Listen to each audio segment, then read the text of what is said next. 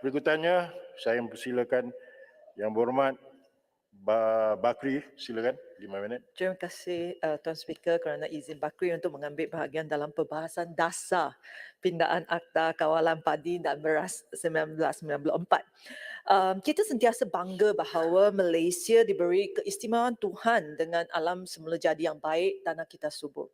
Tetapi Malaysia telah menjadi net importer of food sekian lama dengan izin.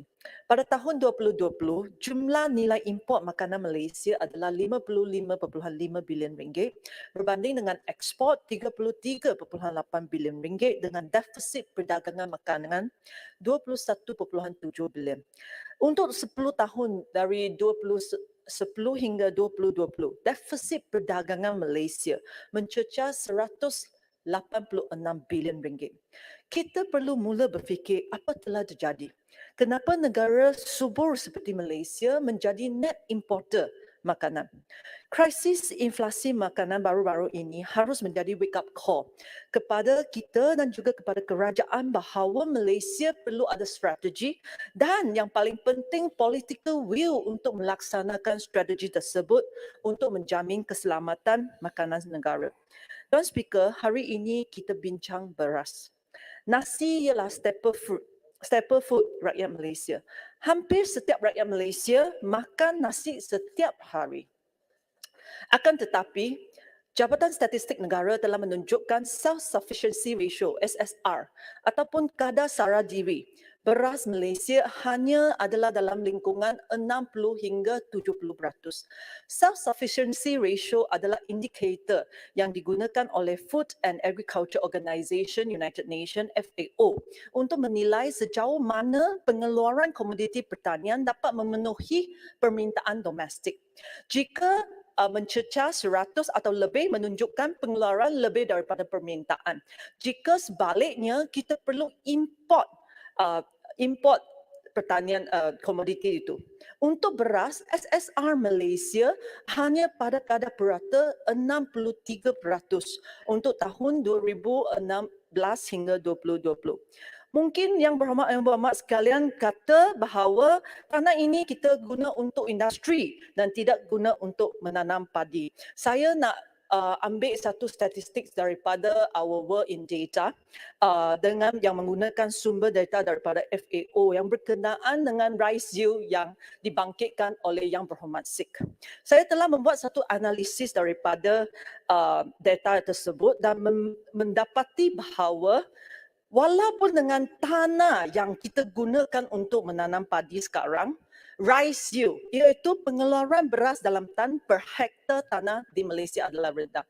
Saya telah membuat perbandingan rice yield dengan Malaysia dengan negara-negara ASEAN, kecuali Singapura yang tiada padi, dengan China, Korea Selatan dan juga Jepun untuk tahun 1961 hingga 2018. Antara 11 negara yang saya buat perbandingan, Malaysia terletak di tangga ketiga pada tahun 1961.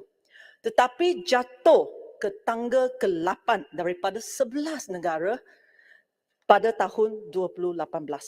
Negara-negara jiran kita telah meningkat produktiviti tanah mereka dalam penanam padi. Malaysia ada peningkatan, tetapi kadar peningkatan kita sangat rendah kalau kita banding dengan negara-negara jiran. Saya bagi satu contoh.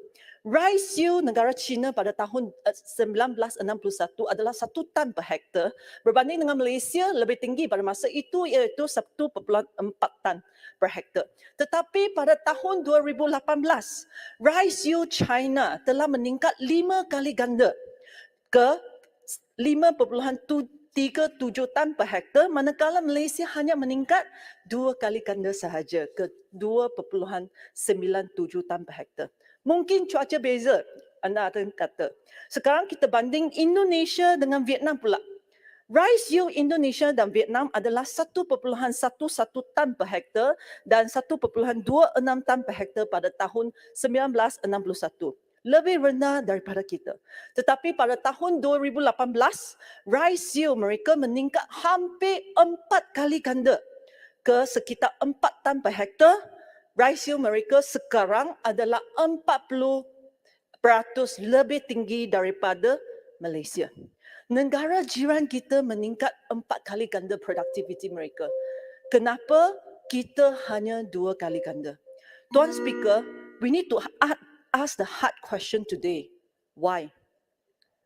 Adakah tanah Malaysia kurang subur daripada Indonesia dan Vietnam? Adakah cuaca kita kurang baik ataupun kita telah pun jauh meninggal? Kalau kita telah jauh meninggal, kita perlu memandang isu ini dengan serius dan kita perlu kejar semula. Kita 1 minit lagi. Kita harus membangunkan variety padi yang baru dengan potensi hasil serta resilient perosak dan perubahan iklim yang lebih tinggi. Kita juga harus mengurangkan kerugian selepas tuaian padi dan menggalakkan R&D yang boleh dikomersialkan untuk proses menambah baik kualiti beras bagi meningkatkan keuntungan pesawat dan banyak lagi. Kerajaan telah meletakkan sasaran untuk meningkatkan SSR beras negara ke 75% menjelang 2025 dalam rancangan Malaysia ke-12.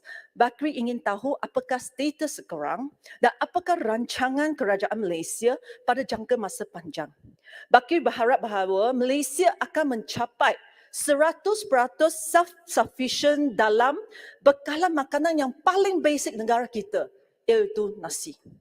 Satu hari nanti. Apakah pandangan kementerian dan juga rancangan MAFI terhadap self-sufficiency untuk beras? Itu sahaja yang saya nak bangkitkan. Terima kasih. Terima kasih. Berikutnya dipersila